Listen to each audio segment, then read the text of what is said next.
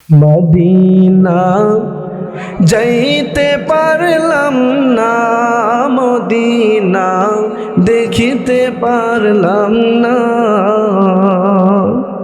আমি অসহায় তাই এত দূরে রই, আমি অসহায় তাই এত দূরে রই।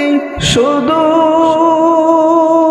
সালাম জানাই, মদিনা যাইতে পারলাম না, মদিনা দেখিতে পারলাম না। মদিনা যাইতে পারলাম না, মদিনা দেখিতে পারলাম না। মদিনা নাম কত সুন্দর,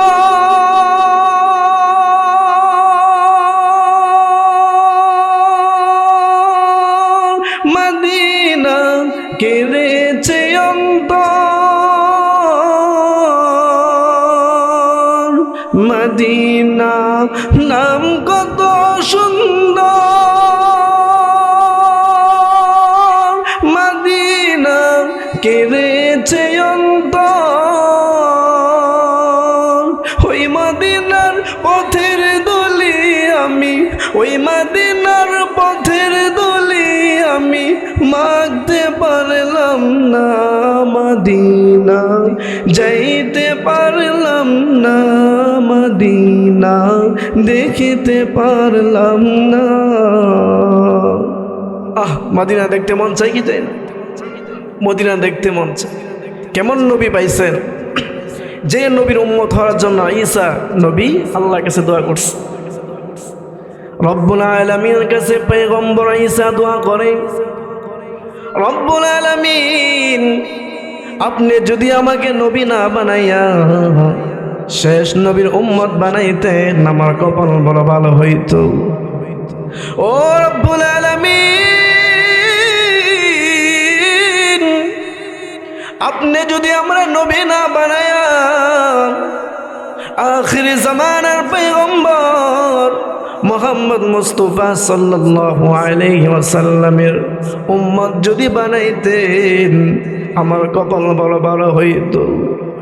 আল্লাহ রাব্বুল আলামিন পয়গম্বর ঈসা নবীর দোয়া কবুল করছে। কিয়ামতের আগে পয়গম্বর ঈসা দুনিয়াতে আসবে। আপনারা জানেন পয়গম্বর ঈসাকে আল্লাহ তাআলা দুনিয়া থেকে উঠিয়ে নিয়ে গেছে। ওই পয়গম্বর ঈসা দুনিয়াতে আসবে নবী হওয়ার জন্য নয়, নবী হওয়ার জন্য নয়। পয়গম্বর ঈসা আপনার আমার নবীর উম্মত হওয়ার জন্যে দুনিয়াতে আগমন করবেন। কেমন নবীর উম্মত আমরা হইলাম, কেমন দামি উম্মত, কেমন দামি নবী আমরা পেয়েছি। যে নবীর উম্মত হওয়ার জন্যে নবীরা পর্যন্ত আল্লাহর কাছে দোয়া করি, আর বিনা দরখাস্তে ওই নবীর উম্মত আমরা হয়ে গেলাম। সুবহানাল্লাহ। এ নবীর উম্মতের দল, কেমন নবী পাইছো জানো? কেমন নবী পাইছো? আল্লাহর নবী যখন আম্মাজান আমিনার গর্ভে যখন চলে আসলো, আম্মাজান আমিনা এইভাবে কুয়া থেকে পানি আনার জন্য যাইতো। মানুষগুলো পয়গম্বরের আম্মাজান আমিনা তার শরীরের মধ্যে মেশকে আম্বরের গ্রাণ শুদ্ধ। সুবহানাল্লাহ। মেশকে আম্বরের গ্রাণ আম্মাজান আমিনার শরীরের মধ্যে।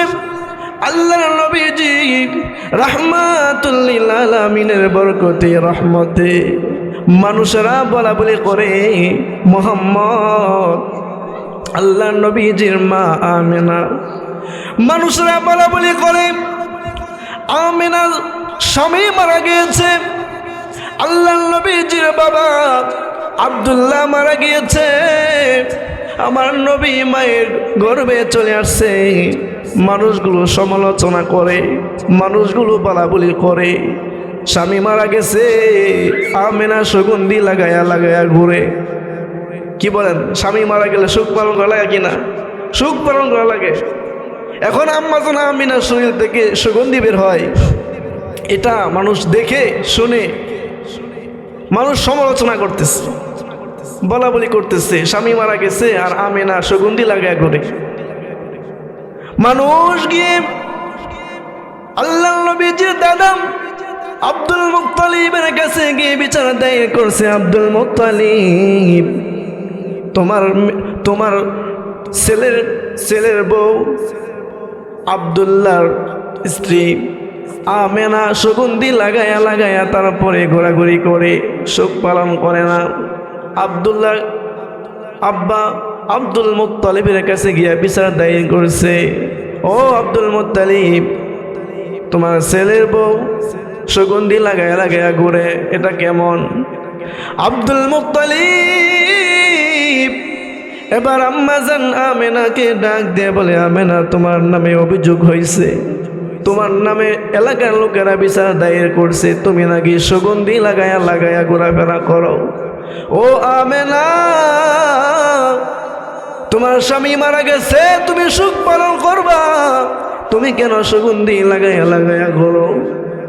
আমেনা ডাক দিয়ে বলে, ও শ্বশুর জান, ও শ্বশুর আব্বা, শুনেন, যেদিন থেকে আমার গর্বে আমার সন্তান মুহাম্মদ সাল্লাল্লাহু আলাইহি ওয়াসাল্লাম চলে আসছে, ওই দিন থেকে আমার শরীরের মধ্যে মেশকে আম্বরে গ্রাম করে। সুবহানাল্লাহ। ও শ্বশুর জান, এটা আমার কোনো দোষ না, এটা আমার কোনো দোষ না। আমি তো সুগন্ধি লাগাই নাই, আমি তো আতর লাগাই নাই। আমার ছেলে মুহাম্মদ আমার গর্ভে যখন চলে আসছে, এরপর থেকে আমার শরীর থেকে এই সুগন্ধ বের হয়। সুবহানাল্লাহ। এ নবীর উম্মতের দল, কেমন একজন নবী পাইছো জানো? আল্লাহর নবীজি যখন দুনিয়াতে পদার্পণ করছে, মানুষ দুনিয়াতে আসলে, বাচ্চা দুনিয়াতে প্রসব হলে বাচ্চার শরীরে দুর্গন্ধ করে কিনা, ময়লা থাকে কিনা? ময়লা থাকে, দুর্গন্ধ করে। আল্লাহর নবী বিশ্ব নবী রাহমাতুল লিল আলামিন পয়গম্বর যখন দুনিয়াতে পদার্পণ করলেন, যে দাইমা আল্লাহর নবীজিকে এরকম ভাবে খালাস করেছে, ওই দাইমা ডাক দিয়ে বলে, জানো রে মুসলমান, জানো, দুনিয়া কোনো সাধারণ বাচ্চার মতো, দুনিয়া কোনো সাধারণ শিশুর মতো মুহাম্মদ সাল্লাল্লাহু আলাইহি ওয়াসাল্লাম জন্মগ্রহণ করে নাই। নবী মুহাম্মদ যখন দুনিয়াতে আগমন করেছে, এ মুসলমান জানেননি, বাচ্চা প্রসব করলে তার নারী কাটতে হয়, মায়ের নারীর সাথে বাচ্চার নারী লাগা থাকে। দাসী ওই দাইমা ডাক দিয়ে বলতেছে, মায়ার নবী রাহমাতুল লিল আলামিন যখন দুনিয়াতে পদার্পণ করেছে, আল্লাহ রাব্বুল আলামিন কুদরতি ভাবে কে যেন এই মায়ের পেট থেকে নারীটা কর্তন করে দিয়েছে। সুবহানাল্লাহ। এ নবীর উম্মতের দল, শিশু বাচ্চা জন্মগ্রহণ করলে তার শরীরের মধ্যে রক্ত থাকে, দুর্গন্ধ থাকে, কিন্তু আপনার আমার নবী, মায়ার নবী রাহমাতুল লিল আলামিন যখন দুনিয়াতে পদার্পণ করলেন, দাইমা ডাক দিয়ে বলে, ও মক্কার লোকেরা, জানো, মুহাম্মদ তো দুনিয়াতে আসছে, এমন সুন্দর, এমন সুন্দর, তার শরীরের মধ্যে কোনো রক্ত নেই, তার শরীরের মধ্যে কোনো দুর্গন্ধ নেই, এত সুন্দর, কেমন জানি জান্নাত থেকে আল্লাহ রাব্বুল আলামিন গোসল করিয়ে তারপরে দুনিয়াতে পাঠিয়ে দিয়েছে। সুবহানাল্লাহ। নবীর উম্মতের দল, জানো, কেমন একজন নবী পাইছো?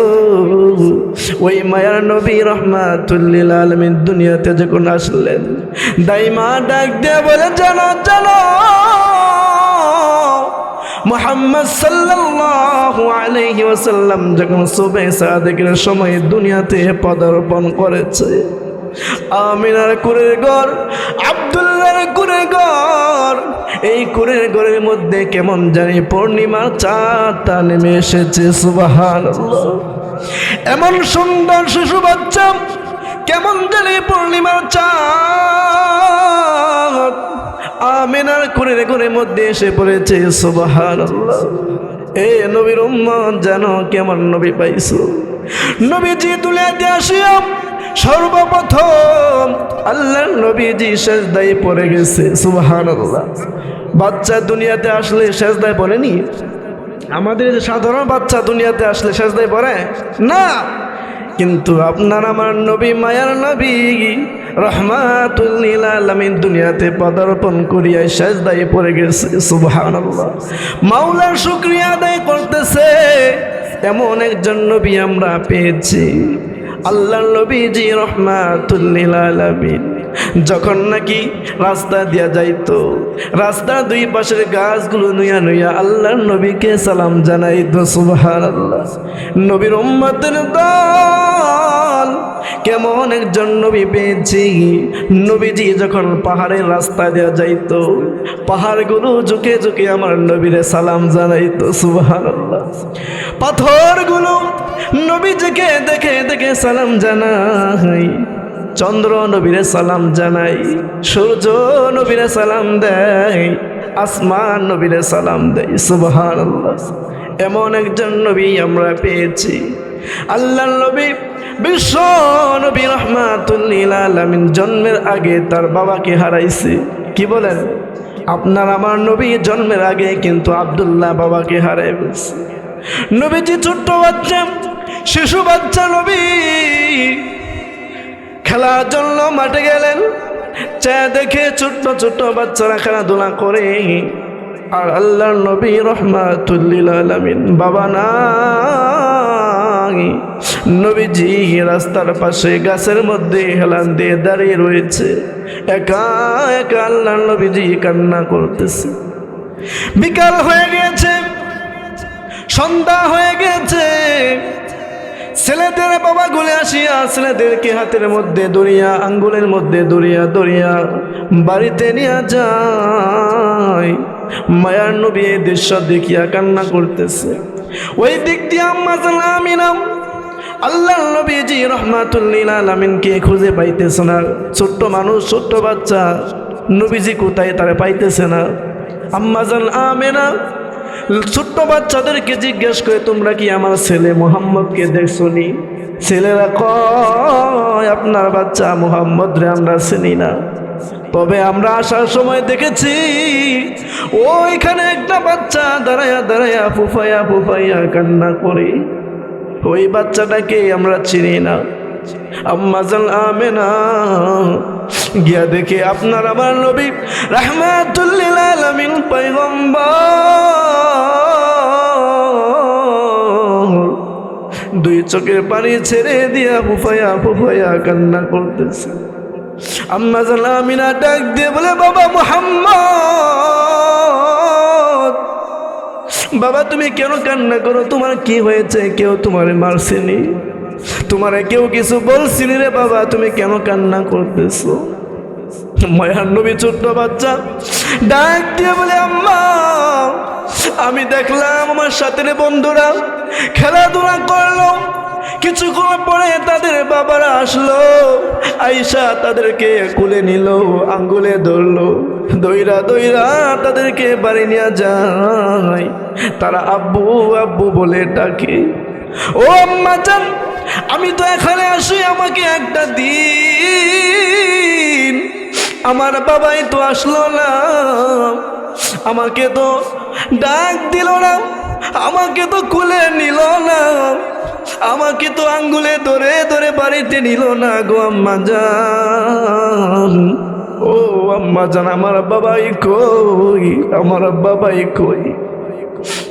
আম্মা জান আমিনা দুই চোখ দিয়ে পানি ছেড়ে দিয়েছে। আমিনা অঝরে কান্না করতেছে আর বলে, বাবা তোমার বাবাই তো তোমার জন্মের আগে দুনিয়া থেকে চলে গিয়েছে, জন্মের মতো এতিম করিয়া তোমাকে, তোমার বাবা তোমার জন্মের আগে চলে গিয়েছে। এইবার ছোট্ট বাচ্চা তো বোঝে না। এবার মুহাম্মদ সাল্লাল্লাহু আলাইহি সাল্লাম আপনার আমার নবী বলে, আম্মা গো, ও আম্মা, আমি আমার বাবার কবরটা জিয়ারত করতে চাই, আমার বাবার কবরটাকে আমি দেখতে চাই। আম্মা জান, আপনি আমার বাবার কবরের কাছে নিয়ে যান, আমি আমার বাবার কবরটাকে আমি দেখতে চাই, আমি জিয়ারত করতে চাই। আম্মা জান আমিনা বাড়িতে গেলেন নবী মুহাম্মদকে নিয়ে। শ্বশুর জান আব্দুল মুত্তালিবকে ডাক দিয়ে বলে, আব্বা জান, আপনার নাতি মুহাম্মদ বাইনা ধরেছে, সে নাকি তার বাবার কবর দেখবে, সেই নাকি তার বাবার কবর জিয়ারত করবে। আব্বা জান আপনি অনুমতি দেন, তার বাবার কবর তাকে জিয়ারত করে নিয়ে আসে। আব্দুল মুত্তালিব এইবার আম্মা জান আমিনাকে অনুমতি দিলেন। আম্মা জান আমিনা আপনার আমার নবী বিশ্ব নবী রাহমাতুল লিল আলামিনকে নিয়া, একটা দাসীকে নিয়া, উম্মে আইমান নামক দাসীকে নিয়া ঘোড়ার পিঠে চড়িয়া আম্মা জান আমিনা তার বাবা, তার স্বামী মুহাম্মদ সাল্লাল্লাহু আলাইহি সাল্লামের বাবার কবর জিয়ারতের জন্য যায়। যাইতে যাইতে যখন নাকি আব্দুল্লাহর কবরে গিয়ে বসলেন, আম্মা জান আমিনা ডাক দিয়ে বলে, বাবা ওই যে কবরটা দেখতেছো এটা তোমার বাবার কবর। নবীজি বাবার কবরটা দেখলেন, জিয়ারত করলেন। জিয়ারত শেষ করে নবীজি সাল্লাল্লাহু আলাইহি সাল্লাম ফিরে আসতেছিলেন। হঠাৎ আল্লাহর নবী বিশ্ব নবী রাহমাতুল লিল আলামিন একটা জায়গার মধ্যে আসার পরে আম্মা জান আমিনা বলে, দাসী ঘোড়াটা থামায়া দাও। ঘোড়াটা যখন থামায়া দিল, আম্মা জান আমিনা ডাক দিয়া বলে, ও আমার ছেলে মুহাম্মদ, আমার মনে হইতেছে আমি আর দুনিয়াতে বাঁচব না, আমার প্রচন্ড খারাপ লাগতেছে। ও ছেলে মুহাম্মদ, বাবা মুহাম্মদ, তুমি আমার জনমের মতো দেখিয়া না, মনে হইতেছে আমি আর বাঁচব না রে বাবা।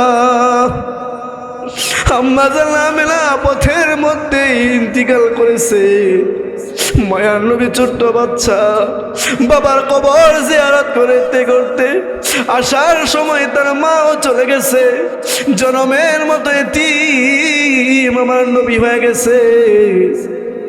নবীজি সাল্লাল্লাহু আলাইহি ওয়াসাল্লাম উম্মে আইমান দাসীকে নিয়ে ডাইরেক্ট ফেরত চলে আসলে আব্দুল মুত্তালিবের কাছে।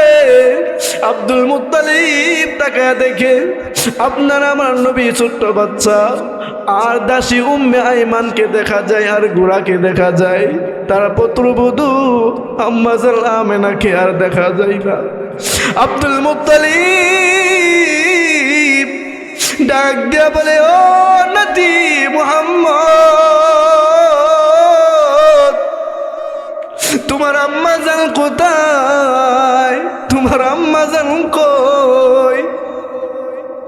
আল্লাহর নবী ডাক দিয়ে বলে, দাদা আম্মা জান পথের মধ্যে দুনিয়া থেকে চলে গেছে।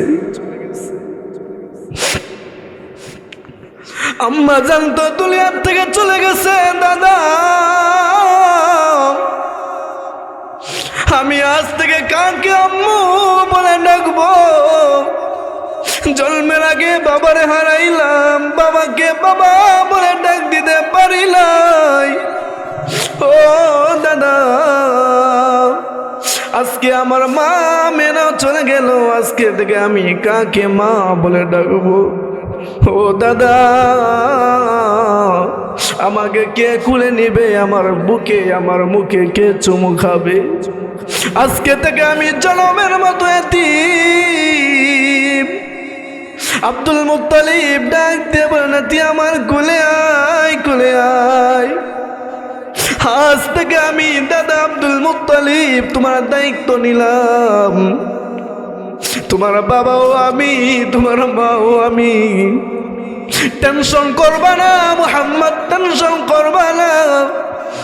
আজ থেকে তোমার দায়িত্ব আমি আব্দুল মুত্তালিব নিয়ে নিলাম। সুবহানাল্লাহ। আব্দুল মুত্তালিব আল্লাহর নবীজির দায়িত্ব নিলেন। আব্দুল মুত্তালিব নবীজির দেখশন করেন। নবীজি যখন 6 বছর হইল, আল্লাহর নবীজির দাদা আব্দুল মুত্তালিব দুনিয়া থেকে চলে গেলেন। এইবার দাদা আব্দুল মুত্তালিবকে হারিয়ে ফেললেন। এইবার নবীজির দায়িত্ব নিলেন নবীজির চাচা আবু তালিব নবীজির দায়িত্ব নিচ্ছেন। নবীজিকে নিয়ে আব্দুল মুত্তালিব ব্যবসার জন্য বের হইলেন।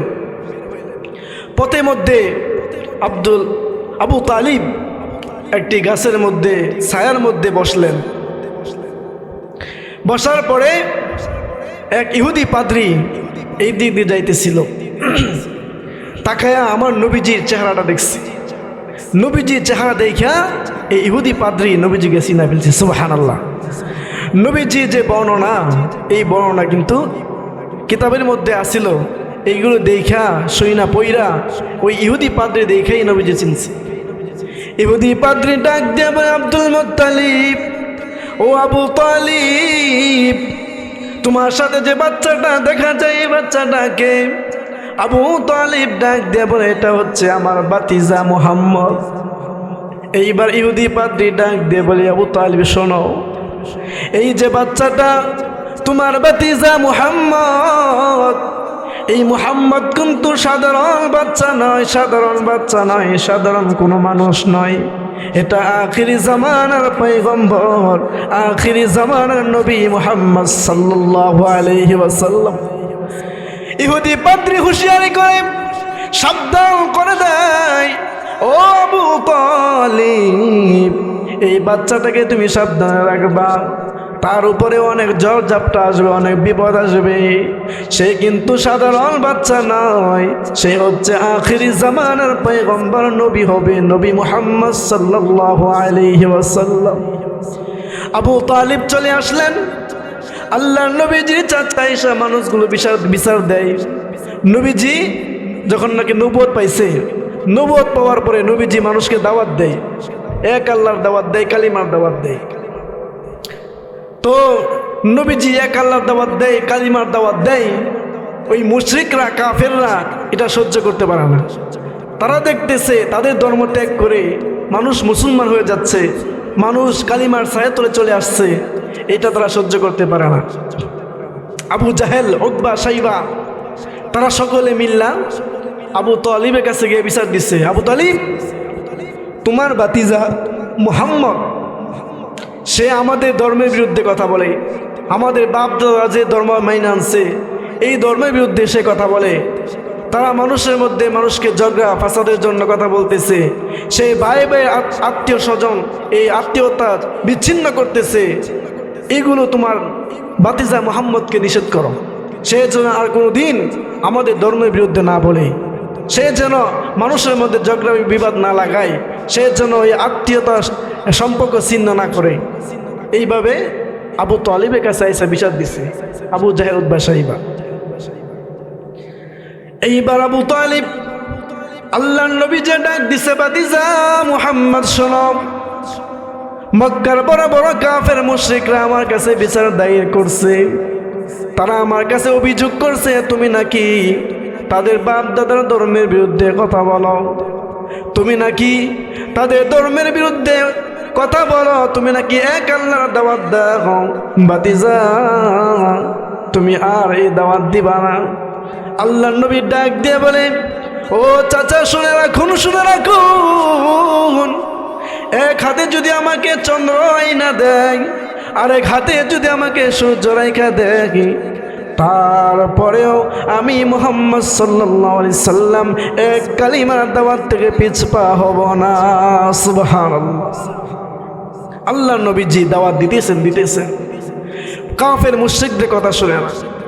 এইবার আবু তালিব ডাক দিয়ে বলেন, ভাতিজা মুহাম্মদ, জন্মের আগে তোমার বাবারে হারাইছো, তোমার মাকে হারাইছো, তোমার দাদাকে হারাইছো, এখন তোমার দায়িত্বে আমি আবু তালিব।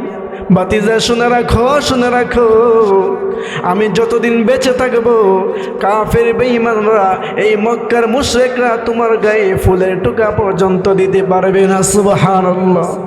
আবু তালিব কিন্তু মুসলমান হন নাই, তারপরেও ভাতিজাকে এত মুহাব্বত, এত ভালোবাসে, ডাক দেব, ভাতিজা শোনো, তোমার গায়ে একটা ফুলের টোকা দিবে এমন কোন কাফের মুশরিক মক্কাতে জন্মগ্রহণ করে নাই। সুবহানাল্লাহ।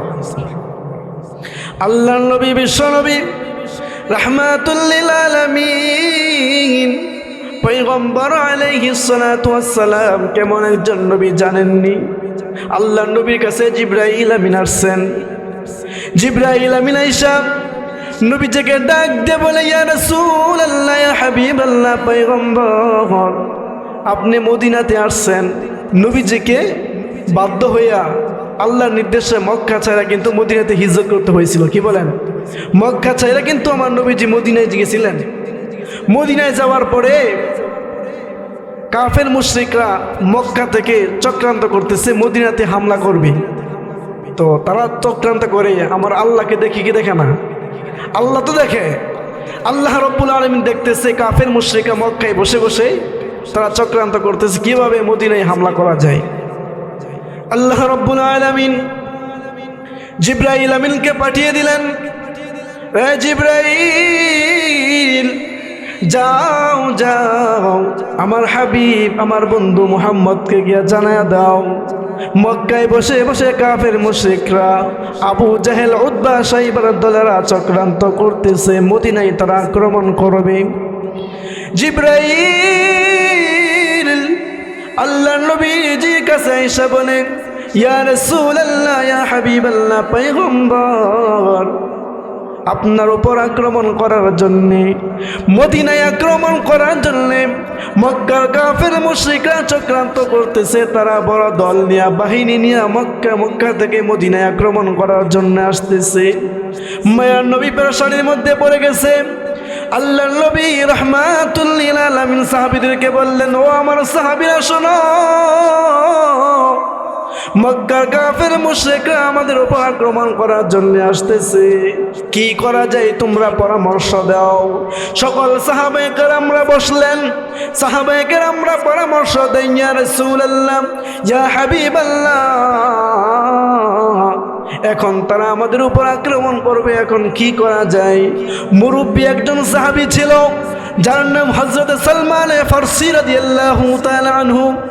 সালমান ফারসি আল্লাহর নবীজিকে পরামর্শ দিলেন, ইয়া রাসূলুল্লাহ, ইয়া হাবিবাল্লাহ, মক্কার মুশরিকরা যেইভাবে আমাদের উপর আক্রমণ করবে, তারা যেই দিক দিয়ে প্রবেশ করবে, মদিনায় প্রবেশ করার যে প্রবেশ পথগুলো আছে, প্রত্যেকটা প্রবেশ পথের মধ্যে বড় বড় করে গর্ত করা হবে, পরীক্ষা খনন করা হবে, পরীক্ষা খনন করে দেওয়া হবে, যাতে করে মক্কার মুশরিকরা, মক্কার কাফেররা মদিনাতে ঢুকতে না পারে, মদিনাতে প্রবেশ করতে না পারে, আমাদের উপর যেন আক্রমণ করতে না পারে।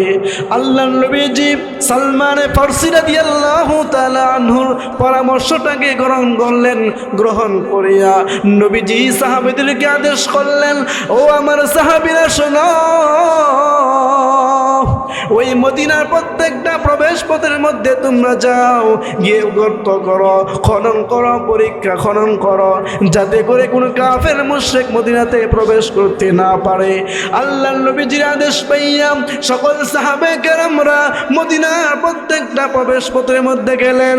আল্লাহর নবীজির সাহাবীরা বড় বড় পাথর কেটে কেটে পরীক্ষা খনন করতেছে। সুবহানাল্লাহ। সাহাবীরা পাথর কেটে কেটে বিশাল বড় বড় পরীক্ষা খনন করতেছে। নবীজি সাহাবীরা পরীক্ষা খনন করে একটা পর্যায়ে এমন হয়ে গেল, বিশাল বড় একটা পাথর কাটতে কাটতে বিশাল বড় একটা পাথর সামনে আসলো। এই পাথরটা সাহাবায়ে কেরামরা কাটতে পারতেছিল না।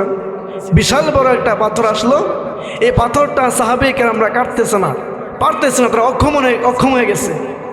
সাহাবায়ে কেরামরা আল্লাহর নবীজির কাছে গেলেন, ইয়া রাসূলুল্লাহ, ইয়া হাবিবাল্লাহ, বিশাল বড় একটা পাথর পড়ছে, এই পাথরটা তো আমরা কাটতে পারতেছি না, ইয়া রাসূলুল্লাহ, আপনার সহযোগিতা লাগবে। আল্লাহর নবীজি বিশ্বনবী রাহমাতুল লিল আলামিন আসিয়া যখন নাকি এরকমভাবে কোদাল দিয়ে কূপ দিলেন, সাথে সাথে পাথরটা দুই টুকরা হয়ে গেল। সুবহানাল্লাহ। আল্লাহর নবীজির হাতের বরকত, পাথরটা সাথে সাথে টুকরা হয়ে গেছে। সুবহানাল্লাহ। আল্লাহর নবী, মায়ার নবী রাহমাতুল লিল আলামিন পাথরটাকে কেটে দিলেন। এক সাহাবী আল্লাহর নবীর কাছে গিয়া বলে, ইয়া রাসূলুল্লাহ, ইয়া হাবিবাল্লাহ, নবী গো, দেখেন না পেটের মধ্যে পাথর বাঁধছি, আজকে 3 দিন যাবত এই পাথর কাটতেছি, পরীক্ষা খনন করতেছি, কোনো খাবার নাই, কোনো পানি নাই। ইয়া রাসূলুল্লাহ, আমাদের খাবার শেষ হয়ে গেছে, আমাদের পানি শেষ হয়ে গেছে।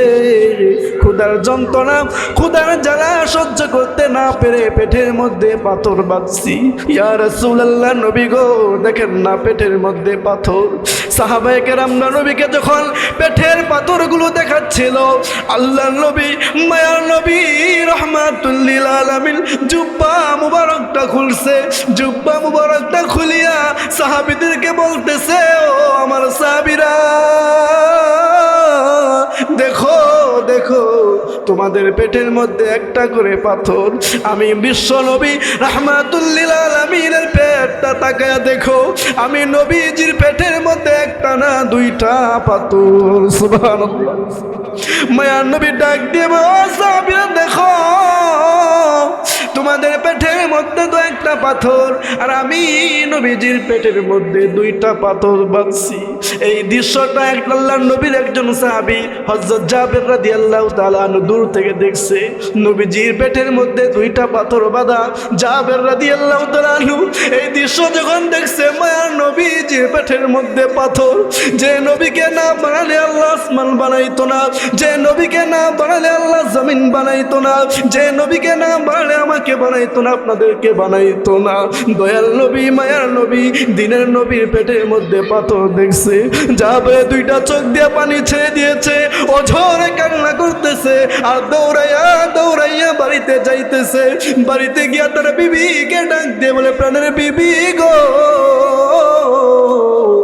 মায়ার নবী, দিনের নবী রাহমাতুল লিল আলামিন ক্ষুধার জ্বালা, ক্ষুধার যন্ত্রণা সহ্য করতে না পেরে পেটের মধ্যে পাথর বাঁধছে।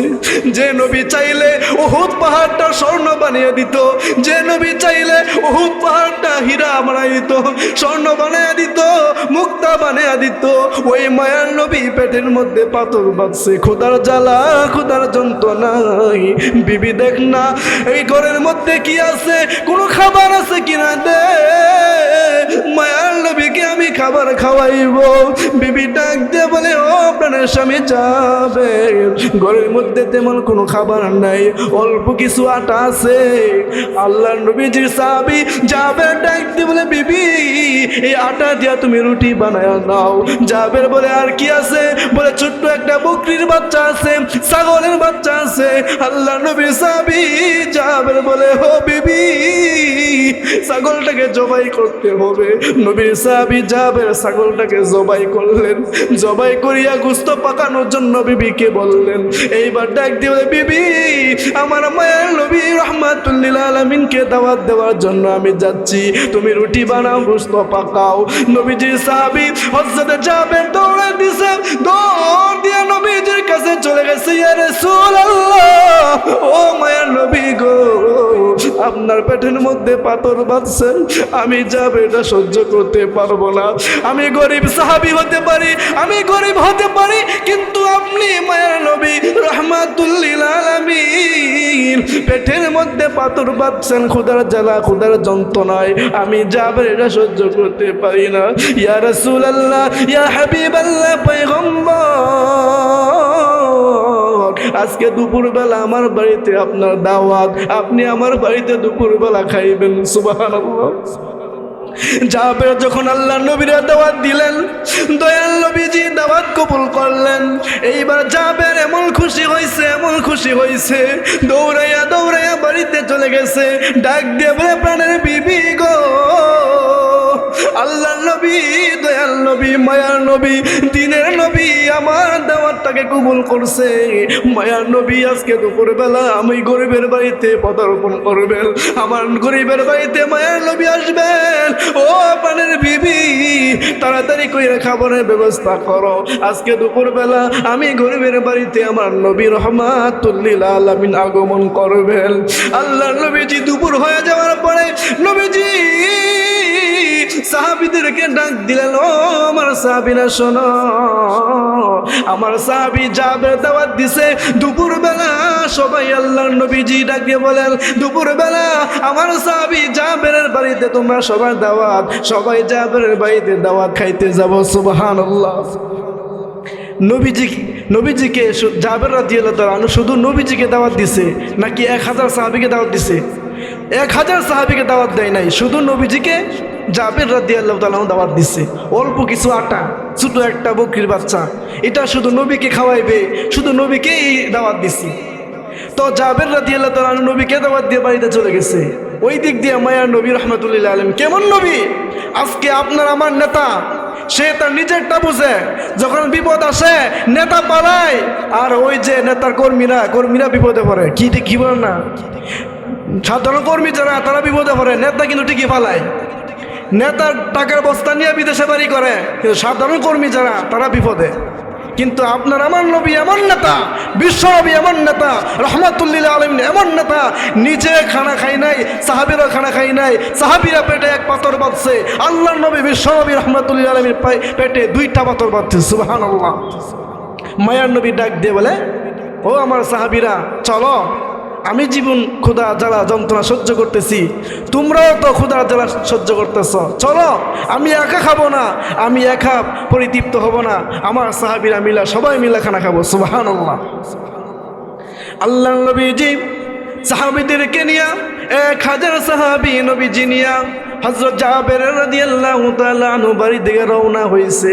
জাবের বাড়ি থেকে বের হয়ে দেখে 1000 সাহাবীর বিশাল বড় কাফেলা নিয়ে নবীজি জাবেরের বাড়িতে দিকে আসতেছে। সুবহানাল্লাহ। জাবেরের বাড়ির দিকে নবীজি 1000 সাহাবীদেরকে নিয়ে জাবেরের বাড়ির দিকে চলে যাইতেছে। জাবের যখন এই দৃশ্য দেখছে, বিবির কাছে গেছে, বিবি দেখো না, আমি তো শুধু মায়ার নবীকে দাওয়াত দিছি, কিন্তু নবী তো 1000 সাহাবী নিয়ে আসতেছে। 1000 সাহাবীদেরকে আমি কোথায় থেকে খাবার খাওয়াবো? আমার বাড়িতে এত খাবার নাই, আমি 1000 সাহাবীকে কোথায় থেকে খাওয়াইবো? ও বিবি গো, দেখো না মায়ার নবী 1000 সাহাবী নিয়ে আসতেছে। বিবিও এমন ইমানওয়ালা, এমন ইমান, শক্ত ইমান। বিবি ডাক দিয়ে বলে, ও প্রাণের স্বামী, যেহেতু দয়াল নবী, রহমতের নবী, 1000 সাহাবী নিয়ে আসতেছে, খাবারের ব্যবস্থা আল্লাহর নবী, দয়াল নবী রহমাতুল্লিল আলামিন নিজেই করে রাখছে। সুবহানাল্লাহ। আল্লাহর নবীজি রাহমাতুল্লিল আলামিন পয়গম্বর 1000 সাহাবী নিয়ে যখন নাকি জাবের বাড়িতে আসলেন, আল্লাহর নবীজি সাহাবীদেরকে বললেন, ও আমার সাহাবীরা শোনো, সবাই সারিবদ্ধভাবে বসে যাও। নবীজির সাহাবীরা সবাই সারিবদ্ধভাবে বসে গেলেন। আল্লাহর নবী জাবেরকে ডাক দিয়ে বলে, জাবের, তোমার খাবারগুলো কোথায়? খাবারগুলো নিয়ে আসো। জাবের রাদিয়াল্লাহু তাআলা আনহু গোশতের পাতিলা নিয়ে আসলেন, রুটির পাতিলা নিয়ে আসলেন। আল্লাহর নবীজি রাহমাতুল্লিল আলামিন রহমতের হাত মুবারক দ্বারা একটা করে রুটি নেই আর গোশত নেই, নিয়ে প্রত্যেকটা সাহাবীদেরকে দিলেন। প্রত্যেকটা সাহাবী গোশত খাইলেন, প্রত্যেকটা সাহাবী রুটি খাইলেন। আল্লাহর নবীজি জাবের রাদিয়াল্লাহু তাআলা আনহুকে ডাক দিয়া বলে, ও জাবের, তাকায় দেখো কোন কোন সাহাবী খানা পাই নাই। জাবের রাদিয়াল্লাহু তাআলা আনহু ডাক দিয়ে বলে, ইয়া রাসূলুল্লাহ, ইয়া হাবিবাল্লাহ, নবী গো, 1000 সাহাবী রুটি পাইছে, 1000 সাহাবী গোশত পাইছে। আল্লাহর নবী ডাক দিয়ে বলে, ও আমার সাহাবীরা শোনো, তোমরা কি খাবার খেয়েছো? তোমাদের কি পেট ভরছে? তোমরা কি পরিতৃপ্ত হয়েছো? 1000 সাহাবী এক বাক্যে আল্লাহর নবীকে ডাক দিয়ে বলে, ইয়া রাসূলুল্লাহ, ইয়া হাবিবাল্লাহ, দয়াল নবী গো, আমরা 1000 সাহাবী খানা খেয়েছি, গোশত খেয়েছি, রুটি খেয়েছি, আমরা পরিতৃপ্ত হয়েছি। জোরে বলেন না সুবহানাল্লাহ। কার রহমত? নবীজির রহমত, নবীজির হাতের রহমত।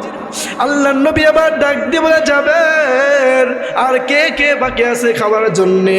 জাবের ডাক দিয়ে বলে, ইয়া রাসূলুল্লাহ, আমি বাকি আছি, আর আমার বিবি বাকি আছে, আর আপনি বাকি আছেন। আল্লাহর নবী ডাক দিয়ে বলে, জাবের, তুমি খাও, তোমার বিবিকে খাইতে দাও। আল্লাহর নবীজির সাহাবী জাবের খাইলেন, জাবেরের বিবি খাইলেন, আল্লাহর নবীজি রুটি খাইলেন, গোশত খাইলেন। এইবার নবী ডাক দিয়ে বলে, ও জাবের, নাও গোশতের পাতিলা নিয়ে যাও, রুটির পাতিলা নিয়ে যাও। জাবের রাদিয়াল্লাহু রাদিয়াল্লাহু তাআলা আনহু গোশতের পাতিলা নিয়ে গেলেন, রুটির পাতিলা নিয়ে গেলেন, ঘরের ভিতরে গিয়ে কইলা দেখে যে রুটি দিয়েছিল, যে গোশত দিয়েছিল সেই গোশত সেই রয়ে গেছে, সেই রুটি সেই রয়ে গেছে, একটা গোশত টুকরা একটা রুটিও কমে নাই। সুবহানাল্লাহ। কার বরকত?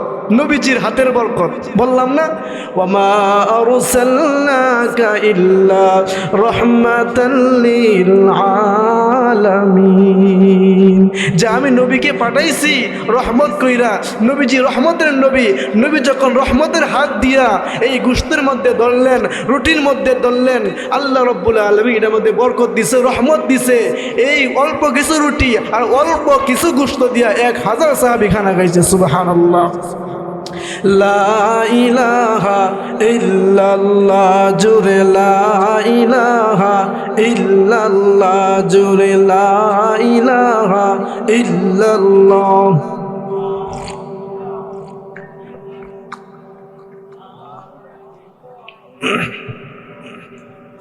লা ইলাহা ইল্লাল্লাহ, লা ইলাহা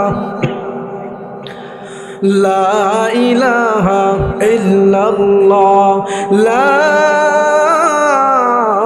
ইলাহা ইল্লাল্লাহু মুহাম্মাদুর রাসূলুল্লাহ সাল্লাল্লাহু আলাইহি ওয়াসাল্লাম। এমন একজন নবী আমরা পাইছি, যে নবীর চেহারার মধ্যে বরকত, যে নবীর হাতের মধ্যে বরকত, যে নবী যার দিকে তাকায় তার চেহারার মধ্যে আল্লাহ রাব্বুল আলামিন বরকত দিয়ে দেয়। সুবহানাল্লাহ। আল্লাহর নবী, বিশ্ব নবী, রাহমাতুল লিল আলামিন এমন একজন নবী। আল্লাহর নবীজি রাহমাতুল লিল আলামিন হাসরের ময়দান যখন কায়েম হয়ে যাবে, হাসরের ময়দানে আমাদেরকে উঠতে হবে কিনা? আমরা হাসরের ময়দানে উঠবো কিনা? আমরা যে সবাইকে হাসরের ময়দানে উঠতে হবে।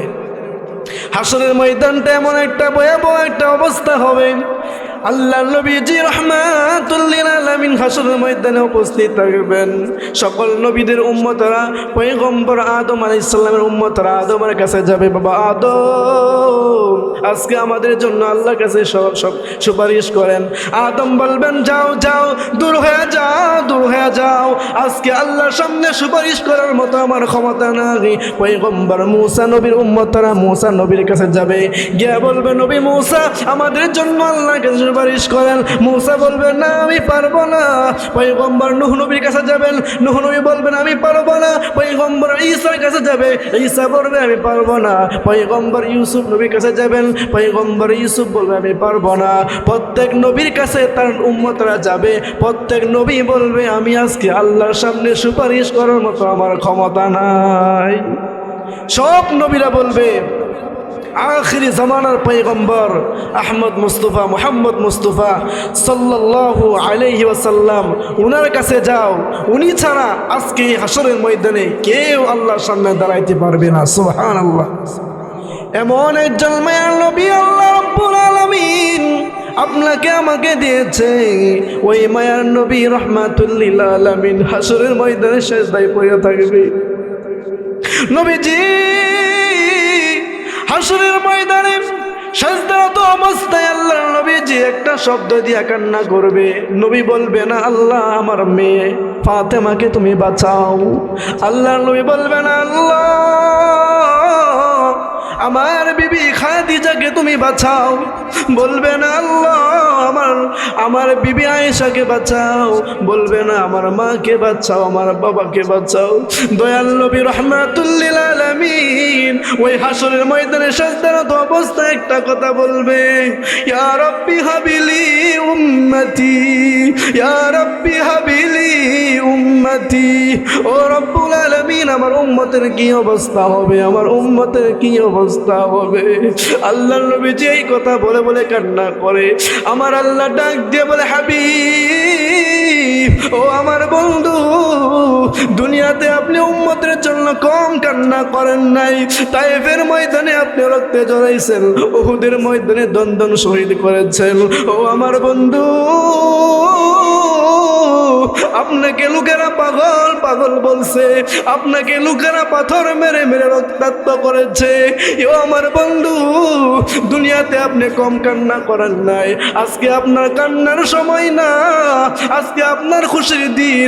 আমি আল্লাহ আপনাকে খুশি করে দিব। সুবহানাল্লাহ। মায়ার নবী রাহমাতুল লিল আলামিন ডাক দিয়ে বলে, আল্লাহ আমার উম্মতকে কি ফয়সালা হবে? আল্লাহ ডাক দিয়ে বলে, বন্ধু মাথা উঠান, আমি আল্লাহ রাব্বুল আলামিন আপনাকে পারমিশন দিয়ে দিলাম, আপনার উম্মতের ভিতরে যার ভিতরে সরিষা দানা পর্যন্ত ঈমান থাকবে, আমি আল্লাহ রাব্বুল আলামিন প্রত্যেকটা উম্মতকে জান্নাতি বানায়া দিব। সুবহানাল্লাহ। এ নবীর উম্মত, কেমন নবী পাইছো? ওই নবী পাইয়া খুশি না বেজার? ওই নবী পাইয়া খুশি না বেজার? আল্লাহর নবী রাহমাতুল লিল আলামিনের সামনে, দয়াল নবীর সামনে একটা উম্মতকে জাহান্নামের বিড়ি লাগাইবে, হাতের মধ্যে জাহান্নামের শিকল লাগাইবে, পায়ের মধ্যে জাহান্নামের শিকল লাগাইবে, টাইনা টাইনা হেসরা হেসরা জাহান্নামে নিয়ে যাবে। দয়াল নবী এই দৃশ্যটা দেখিয়াস আল্লাহর নবী ফেরেশতাদেরকে বলবে, ফেরেশতা দাঁড়াও দাঁড়াও, আমার এই উম্মতকে তোমরা কোথায় নিয়ে যাও, কোথায় নিয়ে যাও? ফেরেশতারা বলে, ইয়া রাসূলুল্লাহ, আপনার এই উম্মতের নেক এবং গুনাহকে মিজানের পাল্লার মধ্যে যখন ওজন দিছি, আপনার এই উম্মতের নেকের পাল্লা কমে গেছে, গুনাহের পাল্লা ভারী হয়ে গেছে। গুনার পাল্লা ভারী হওয়ার কারণে আপনার এই উম্মতের হাতের মধ্যে জাহান্নামের শিকল, আপনার এই উম্মতের পায়ের মধ্যে জাহান্নামের শিকল, আপনার এই উম্মতের শরীরের মধ্যে জাহান্নামের পোশাক, আর টাইনা টাইনা হেসরা হেসরা জাহান্নামে নিয়ে যাইতেছি। মায়ার নবী ডাক দিয়ে বলে, সাহো আমার, ও ফেরেশতারা শোনো, আমার সামনে আবার আমার উম্মতের নেক এবং গুনাহকে ওজন করাও। আমি দেখতে চাই আমার উম্মতের নেকের পাল্লা ভারী হয় না গুনার পাল্লা ভারী হয়। মায়ার নবী রাহমাতুল লিল আলামিন পয়গম্বরের সামনে আবার ফেরেশতারা যখন মিজানের পাল্লার মধ্যে নেক এবং গুনাহকে ওজন করাইছে, তাকে দেখে মায়ার নবীর উম্মতের গুনার পাল্লা ভারী হয়ে যায়, নেকের পাল্লাটা কমিয়া যায়। মায়ার নবী রাহমাতুল লিল আলামিনের সামনে উম্মত জাহান্নামে যাবে, নবী এটা সহ্য করতে পারবে না। নবীজি কালিমার একটা টুকরা লিখলেন, ওই কালিমার টুকরাটা নেকের পাল্লার মধ্যে রেখে দিছে, সাথে সাথে ওই নেকের পাল্লাটা ভারী হয়ে গেছে। সুবহানাল্লাহ। মায়ার নবী ওই জাহান্নাম থেকে বাঁচিয়ে দিলেন, জাহান্নামের বিড়ি হাত থেকে ফালাইয়া দিলেন, জাহান্নামের বিড়ি পা থেকে ফালাইয়া দিলেন, জাহান্নামের পোশাক শরীর থেকে ফালাইয়া দিলেন। আমার আল্লাহ ডাক দিয়ে বলে, ও ফেরেশতারা দূর হয়ে যা, দূর হয়ে যা, আমার আমার হাবিবের উম্মতকে জান্নাতি পোশাক পরিধান করাইয়া দে, আমার হাবিবের উম্মতের শরীরের মধ্যে জান্নাতি খুশবু লাগাইয়া দে, আর জান্নাতের ভিতরে আহলান সাহলান করে নিয়ে যা। ওই উম্মতরা যখন জান্নাতের ভিতরে যাইতে থাকবে, পিছন ফিরে দেখবে একটা লোককে দেখা যায়, ডাক দিয়ে বলে, ফেরেশতারা রে, একটু আগেই তো আমাকে জাহান্নামের বিড়ি লাগানো ছিল, হাতের মধ্যে জাহান্নামের বিড়ি লাগানো ছিল, পায়ের মধ্যে জাহান্নামের বিড়ি লাগানো ছিল, আমার শরীরের মধ্যে জাহান্নামের পোশাক পরিধান করা ছিল, আমার এটাই না হেসরায় হেসরায় জাহান্নামে নিয়ে যাইতেছিল, এখন কি হয়ে গেল গো? এখন আমার শরীর থেকে জাহান্নামের পোশাক পুষে দিল, আমার হাত থেকে জাহান্নামের শিকল ফেলে দিল, আমার পা থেকে জাহান্নামের শিকল ফেলে দিল, কে গো আমাকে জান্নাতি বানায়া দিল? এইবার ফেরেশতারা ডাক দিয়ে বলে, দেখছো নি ওই যে লোকটা দেখা যায়, ওই লোকটাকে তুমি চিনো নি? ডাক দিয়ে বলে, আমি তো চিনি না। মায়ার নবী বলে, উম্মত তুমি আমারে চিনো নাই, তুমি আমারে চিনো নাই, তুমি আমারে চিনো নাই, আমি হলাম তোমার নবী মুহাম্মদ সাল্লাল্লাহু আলাইহি ওয়াসাল্লাম। আল্লাহ নবী বলে, হে উম্মত তুমি আমার চিনো নাই, আমি তোমার নবী মুহাম্মদ সাল্লাল্লাহু আলাইহি ওয়াসাল্লাম। এই নবী হাসরের ময়দানে কাঁদবে, এই নবীজির সুন্নাত পালন করার দরকার আছে না নাই? যদি হাসরের ময়দানে নবীজির সুপারিশ পাইতে চান, তাহলে আল্লাহ নবী বলেন, মান আহাব্বা সুন্নতি ফাকাদ আহাব্বানি ওয়া মান আহাব্বানি কানা মাই ফিল জান্নাহ। যে উম্মত আমার সুন্নতকে ভালোবাসবে, আমার সুন্নতে তার জীবনটাকে রঙিন করবে, মাথায় টুপি লাগাইবে, থুতাই দাঁড়িয়ে রাখবে, জুব্বা লাগাইবে, মিসওয়াক করবে, ডান পা দিয়ে মসজিদে যাবে, বাম পা দিয়ে মসজিদ থেকে বের হবে, তারাই আল্লাহ নবীর প্রকৃত উম্মত হবে। তাদের জন্য আল্লাহ নবী যে হাসরের ময়দানে সুপারিশ করবেন। আমরা সুপারিশ পাইতে চাই কি চাই না? যদি চাই তাহলে আমরা বেশি বেশি নবীজির সুন্নাত পালন করব। যে কথাগুলো বললাম, আমাকে আপনাদের সবাইকে আমল করা তৌফিক দান করুন। ওয়া আখিরু দাওয়ানা